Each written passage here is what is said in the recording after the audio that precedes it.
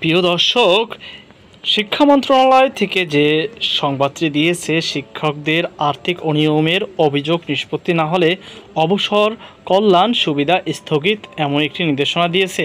লিখেছেন সুতীর্থ বড়াল। দৈনিক শিক্ষা .com-এ এই প্রতিবেদনটি 5 জুলাই 2024 প্রকাশিত হয়েছে।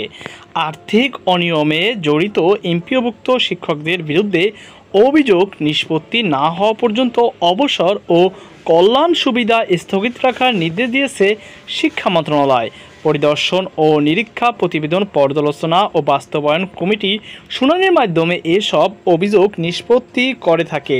কিন্তু শুনানি হওয়ার আগেই অনেক অভিযুক্ত শিক্ষক অনিয়মের টাকা সরাসরি সরকারি কোষাগারে জমা না দিয়ে অবসরে গিয়ে আর্থিক সুবিধা নিয়ে থাকেন। এর ফলে অভিযোগ সংক্রান্ত কার্যক্রম মুখ থুবড়ে পড়েছে বলে মনে করেছেন মন্ত্রণালয়ের কর্মকর্তারা।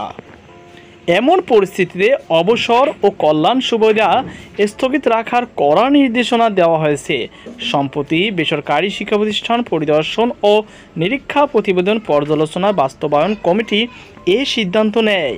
বিধি অনুযায়ী পরিদর্শন ও নিরীক্ষা অধিদপ্তর পর্যায়ক্রমে মাধ্যমিক ও উচ্চশিক্ষা বিভাগের আওতাধীন সব বেসরকারি শিক্ষা প্রতিষ্ঠান পরিদর্শন ও নিরীক্ষা কার্যক্রম পরিচালনা করে।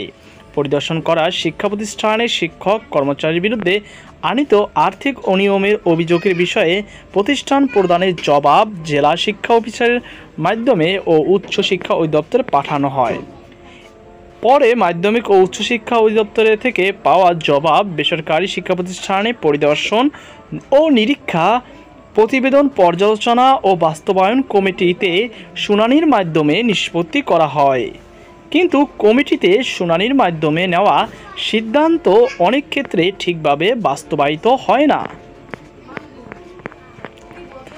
সুপ্রিয় দর্শক, আপনারা দেখতে পাচ্ছেন এখানে ওই প্রতিবেদনটি এখানে অ্যাটাচ করা হয়েছে। আমরা যেটা পড়ে শোনাচ্ছি সেটাই। তো আশা করি আপনারা বুঝতে পেরেছেন। তো এই ছিল আমাদের সর্বশেষ আপডেট তথ্য। ভিডিও সংক্রান্ত আপনার যদি কোনো মতামত থেকে থাকে অবশ্যই কমেন্ট বক্সে জানাবেন। সকল বাধা সুস্থ থাকুন। আজকে পর্যন্তই। আল্লাহ হাফেজ।